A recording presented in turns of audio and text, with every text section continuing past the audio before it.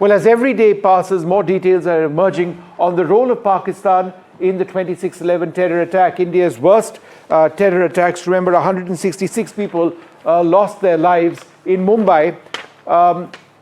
Now, there is an interrogation of Tahawwur Rana, who was extradited to India from the United States, which is now revealed, and we've got a couple of those key points up right now. A, that he was a trusted figure in the Pakistani military. Trusted to the extent that he'd been sent to Saudi Arabia in a secret mission by Pakistan during one of the Gulf Wars. Rana was in India in November 2008, just 5 days before the attack. He left for China via Dubai. Just before the attack, he knew 3 key Pakistani officials, Sajid Mir, Abdul Rahman Pasha, and a Major Iqbal, all accused of planning the attacks. He actively coordinated the attack with the ISI, that's Pakistani intelligence, and the Lashkar-e-Toiba. He worked closely with David Coleman Headley, another prime accused in the case, who remains in the United States despite India's best efforts to have him extradited as well.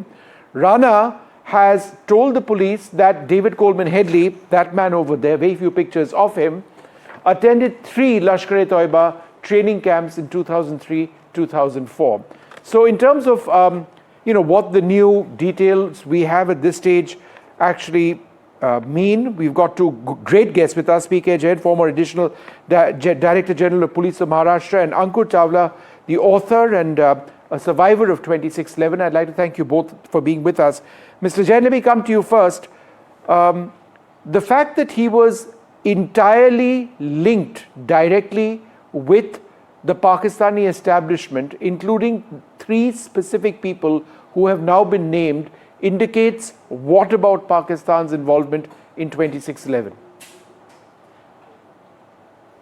Vishnu, good evening. Thank you very much for having me here.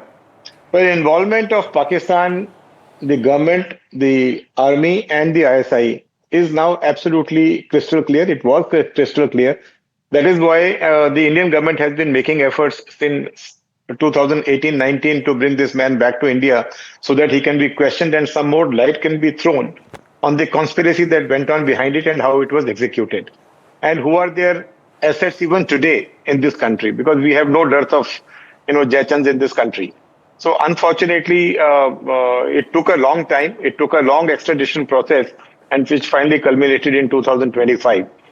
This man he was working for the Pakistani army. He was a doctor captain, and from there he rose the ranks.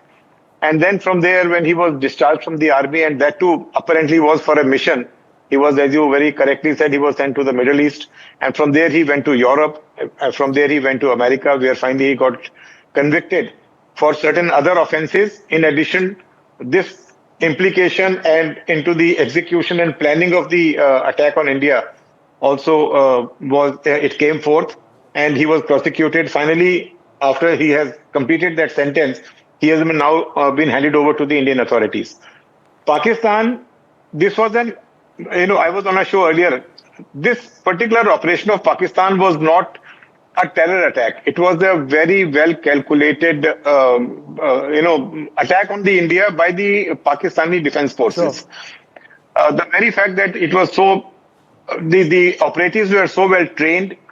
They were trained not only in the warfare. They were not only trained in taking hostages, how to use the weapons.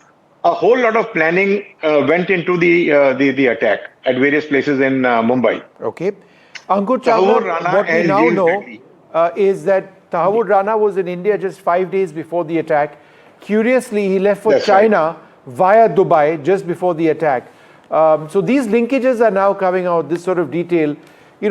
Just before the attack, he was here. There was initially the sense that, he was in the United Kingdom. He'd set up an agency over here. He was helping to facilitate the movements of David Coleman Headley, who was actually doing recce. But the fact of the matter is, just 5 days before 26/11, this man was in India as well, apparently talking to people in some of the areas where the terrorists struck. Actually, he was not only collecting information. Half a second, Mr. Chawla, I just wanted to take that to Mr. Chawla. Mr. Chawla, go ahead with your thoughts on this point. Yeah. Sure. See, I completely agree that, and I think this is something which was always known, that this kind of attack cannot be planned overnight. And this is not, something which is spontaneously done. So obviously there is a great amount of planning which has already been done.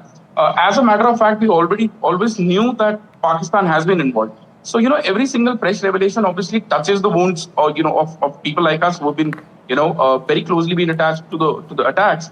But I think what else as a claim do you require now? I mean, it's literally on the paper, it's literally on the ground. I think this is the time when we feel that, there's a huge, requirement of, let's say, a global accountability. I think everybody knows it now. It's on paper, it's on records. But I think the idea for like people like us is that we have waited for very long till now. Now, if you're telling me that, this is another point that has been proven as a fact as well, what next is the question, right? And how long does it going to take, to really come down to the conclusions? We feel that, justice is, of course, delayed, but it's not completely denied. But we also feel the fact that, it needs to come to the conclusion as well. So I think that's my, personal opinion or personal feeling for or against the entire thing. I feel that there is a step forward towards the right direction. But I also somehow feel that, this is just on the paper. I mean, everything pretty much it was something which we knew. I mean, there's nothing new that has come to me now. Mr. Jain, just for the benefit of our viewers, David Coleman Headley was some sort of a double agent, right? We'll never be able to get him back. And in many ways, his role, Mr. Jain, is much more direct than Tahawwur Rana. Of course, both co-conspirators. But David Coleman Headley is somebody, sadly, the American system protects for reasons which we are not entirely sure of, right? Absolutely. I don't think we will see him in India. And so are the many other perpetrators. I can tell you that during the time when a Pakistani delegation had come to India, Mr. Ujjwal Nikam, who was the public prosecutor for this particular case, he had been associated with that team and with the Indian team. The Pakistani team was only interested in knowing how much India knows, what information do we have.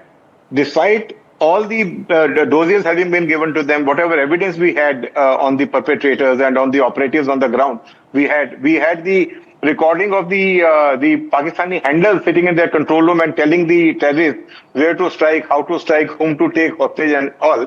Yet they were not convinced. They took all that information back to India, and we are yet to see any conviction in Pakistan for these, for these terrorist activities.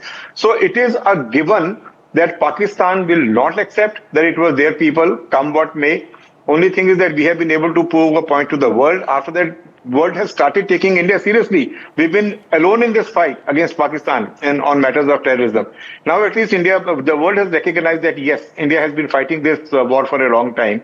And the kind of responses that we had recently over the last 3-4 years is something which Pakistan understands, and they must be tackled in the same vein, probably much more severely. I mean, the next time Indian government has been making all the noises that now it is, this will be our policy to deal with terrorism. Even the people who are behind the terrorist attacks will also be tackled. But I think it's high time that we have already shown it to Pakistan that we are capable of doing it. But we must keep our preparedness so that when we strike again, there will be a big lesson to Pakistan. That is the only language they understand. All these things are only to prove to the world, yes, the Pakistan was involved, Pakistani government is involved. Who doesn't know? Despite all this, despite Pahalgam, despite what we did to Pakistan, yet Americans are coming forced to help Pakistan with their financial aid package. They have their own compulsions. They want to play one against the other. So we have to be in readiness. We've been fighting this battle for a long time, and we must be mentally and physically prepared for this kind of an onslaught on Pakistan. That is the only language they understand. All right. Thanks very much, both of you, for being with us.